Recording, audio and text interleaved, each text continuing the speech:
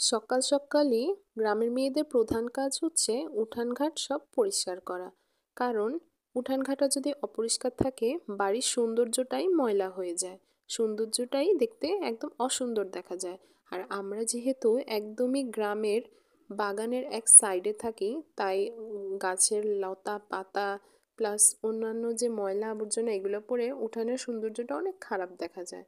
তো এখানে আমার মা উঠান ঝাঁটা পরিষ্কার করছে, আর এই ফাঁকে আমার মেয়ে গাছের থেকে কিছু কুড়ানো পাতা নিয়ে দৌড় দিল, সে নাকি এগুলো দিয়ে টাকা টাকা খেলবে। তো আমারও এখান দিয়ে ভাত রান্না প্রায় হয়ে এসেছে, আজকে সকাল সকালই ভাত রান্না করে ফেললাম, প্লাস কিছু খড়কুটো কুড়িয়ে এনেছি। তো এখানে আমার মা রান্না বসিয়ে দিয়েছে, আজকে রান্না হবে মিষ্টি কুমড়া ভাজি। অনেকে কিন্তু এটা জানে, আবার অনেকে এটা পছন্দ করে না, কিন্তু আমার এটা খুবই ভাল লাগে। প্রথমে মিষ্টি কুমড়াগুলোকে এরকম চাক চাক করে কেটে নিতে হবে, হালকা হলুদ আর লবণ মাখিয়ে রাখতে হবে। কিছু তেলের মধ্যে মিষ্টি কুমড়াগুলোকে দিতে হবে, দিয়ে তারপর ঢাকনা দিয়ে ঢেকে এক সাইড যখন ভাজা হয়ে যাবে তখন এগুলোকে উল্টে দিতে হবে। এভাবে করে আমি সবগুলো মিষ্টি কুমড়া একে একে ভেজে নিচ্ছি।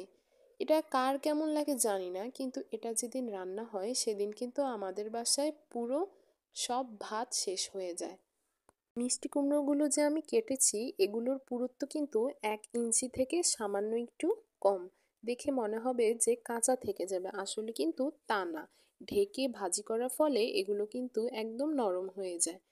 এখানে আমি হাফ কাপের থেকে একটু বেশি পেঁয়াজ দিয়েছি, সাথে একটু রসুন, একটু কাঁচামরিচ দিয়েছি, একটু চিনি দিয়েছি, তারপর যে ভেজে রাখা মিষ্টি কুমড়োগুলো আছে সেগুলো দিয়ে ভালো করে উল্টে পাল্টে আমি কতক্ষণ ভাজি করে নিয়েছি। তো আজকের মতন রান্না প্রায় হয়েই এসেছে। কালিওয়ালা ফ্রাই প্যান থেকে কুমড়ো ভাজিগুলোকে আলাদা একটি কড়াইয়ে ঢেলে নিলাম। তারপরে এটিকে একটা নিরাপদ জায়গায় রাখতে হবে, কারণ এটি যত তাড়াতাড়ি দেখবে সবাই তত তাড়াতাড়ি এটি শেষ হয়ে যাবে।